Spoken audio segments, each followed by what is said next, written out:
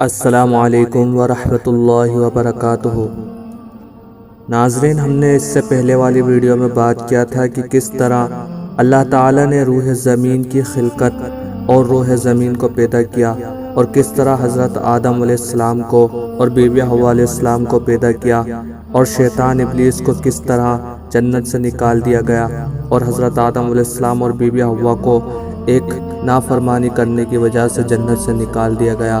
وہ بات ہم کر چکے ہیں۔ اب آج ہم بات کریں گے حضرت آدم علیہ السلام کے بعد ان کے بیٹے حابیل اور قابیل کی، اور کس طرح قابیل اپنے بھائی حابیل کا قتل کرتا ہے۔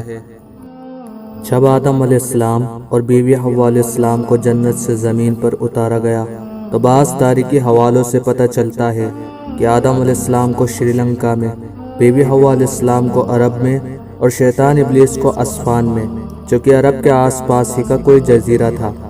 شری لنکا میں ایک بہت بڑا انسانی قدموں کا نشان ہے۔ کتابوں میں لکھا ہے کہ شاید وہ نشان آدم علیہ السلام کے قدموں کا ہی ہے۔ دنیا میں آنے کے بعد آدم علیہ السلام اور بی بی حوا علیہ السلام کئی سو برس الگ الگ بھٹکتے رہے، روتے رہے اور اپنے خطاؤں کی معافی مانگتے رہے۔ پھر ایک وقت اللہ تعالیٰ نے آدم علیہ السلام کی دعا قبول کی۔ حضرت آدم علیہ السلام اور بی بی حوا بھٹکتے ہوئے مکہ کے پاس مینا کے مقام پر پہنچے۔ وہاں پر ایک پہاڑ ہے جہاں پر ان کا ملن ہوا۔ اس پہاڑی کو جبل رحمت کہتے ہیں، کیونکہ اس پہاڑ پر آدم علیہ السلام اور بی بی حوا کا ملن ہوا اور اللہ تعالیٰ کی رحمت نازل ہوئی تھی۔ وہ دونوں ایک دوسرے کو پا کر بہت خوش ہوئے اور اللہ تعالیٰ کا شکر ادا کیا۔ اب وہ دونوں ساتھ رہنے لگے۔ اس وقت انہیں جڑواں اولادیں ہوتی تھی، ایک لڑکا اور ایک لڑکی۔ اس وقت انسانی آبادی نہیں تھی، اس لیے اس وقت یہ شریعت تھی کہ پہلے پیدا ہوئے لڑکے کا دوسری بار پیدا ہوئی لڑکی کے ساتھ نکاح، اور دوسرے لڑکے کا پہلی لڑکی کے ساتھ نکاح ہوتا تھا۔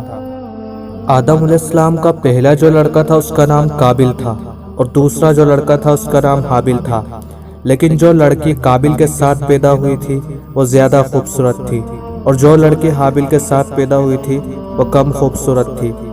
قابیل نے اپنے ساتھ پیدا ہوئی لڑکی کے ساتھ نکاح کرنے کی بات کی، جبکہ شریعت کے حساب سے اس کا نکاح حابیل کے ساتھ ہونا تھا، لیکن قابیل نہ مانا۔ اسے آدم علیہ السلام اور بی بی حوا نے بہت سمجھایا، پر وہ ضد پر اڑا رہا۔ تب آدم علیہ السلام نے کہا، تم دونوں اللہ تعالیٰ کے حضور میں قربانی پیش کرو، جس کی قربانی قبول ہوگی وہ پہلی لڑکی سے نکاح کرے گا۔ جب دونوں نے اپنی اپنی قربانی ایک پہاڑ پر پیش کی تو حابیل کی قربانی قبول ہوئی، قابیل کی قربانی قبول نہ ہوئی۔ شیطان ابلیس نے اسی کا فائدہ اٹھایا، اور شیطان ابلیس نے قابیل کو بہکایا کہ تم حابیل کا قتل کر دو، جب وہی نہیں رہے گا تو تمہارا نکاح پہلی لڑکی سے ہو جائے گا۔ اب قابیل موقع کی تلاش میں رہنے لگا۔ ایک دن اس کو موقع مل گیا اور اس نے حابیل کا قتل کر دیا۔ قتل کرنے کے بعد اس کو سمجھ نہ آیا کہ حابیل کی لاش کا کیا کرے۔ اسے ڈر تھا کہ کوئی دیکھ نہ لے، اس لیے وہ حابیل کی لاش کو کندھے پر اٹھائے پھرتا رہا۔ تب اللہ تعالیٰ نے دو فرشتوں کو بھیجا جو کوے کی شکل میں آئے اور قابیل کے سامنے لڑنے لگے۔ بعد میں ایک کوے نے دوسرے کوے کو مار ڈالا اور اپنی چونچ سے مٹی کھود کر اس کو دفن کر دیا۔ قابیل یہ سب دیکھ کر بہت پریشان ہوا اور کہنے لگا، ہائے میری بدبختی کہ میں ایک کوے سے بھی گیا گزرا ہوا ہوں۔ پھر اس نے بھی گڈھا کھودا اور حابیل کو اسی گڈھے میں دفن کر دیا، اور یہاں سے مردوں کو دفنانے کا رواج شروع ہوا۔ عزیز دوستو، زمین پر کسی انسان کا یہ پہلا قتل تھا، اسی لیے روایتوں میں آیا ہے کہ اس کے بعد زمین پر جتنے بھی قتل ہوں گے اس کا وبال قابیل کے سر پر بھی ہوگا۔ جو قتل کرے گا اس کے سر پر تو ہوگا ہی۔ حابیل کا قتل کرنے کے بعد قابیل اس ڈر سے چلا گیا کہ اسے سزا ملے گی۔ روح زمین پر انسانیت کی رہنمائی کے لیے نبیوں اور رسولوں کا سلسلہ۔ عزیز دوستو، اس طرح دنیا میں آدم علیہ السلام اور بی بی حوا کے آنے کے بعد ان کی اولادیں ہوئیں، اور اولادوں کی اولادیں ہونے لگی، اور اس طرح زمین پر انسانوں کی تعداد بڑھنے لگی۔ دھیرے دھیرے یہ زمین پر پھیلنے لگے، اور سماج، کنبہ اور قبیلے اور قوموں میں بٹ گئے۔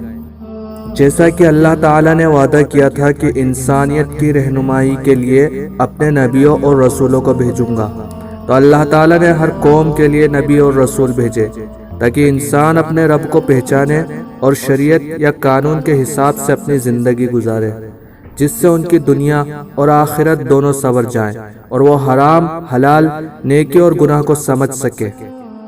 ایک روایت میں ہے کہ اللہ تعالیٰ نے انسانوں کی رہنمائی کے لیے کام و بیش 1,24,000 پیغمبر بھیجے۔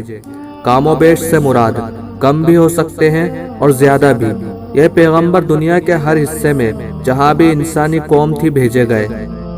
ان میں سے کچھ مشہور پیغمبر بھی ہوئے ہیں جن کا ذکر قرآن شریف میں اللہ تعالیٰ نے کچھ اس طرح کیا ہے: آدم علیہ السلام، شیس علیہ السلام، نوح علیہ السلام، شعیب علیہ السلام، صالح علیہ السلام، ادریس علیہ السلام، ہود علیہ السلام، زکریا علیہ السلام، ابراہیم علیہ السلام، داؤد علیہ السلام، سلیمان علیہ السلام، ذوالقرنین علیہ السلام، ایوب علیہ السلام، یعقوب علیہ السلام، دانیال علیہ السلام، موسیٰ علیہ السلام، ہارون علیہ السلام، اسماعیل علیہ السلام، اسحاق علیہ السلام، یونس علیہ السلام، یوسف علیہ السلام، یحییٰ علیہ السلام، عیسیٰ علیہ السلام، اور آخر میں ہمارے پیارے آقا محمد صلی اللہ علیہ وسلم۔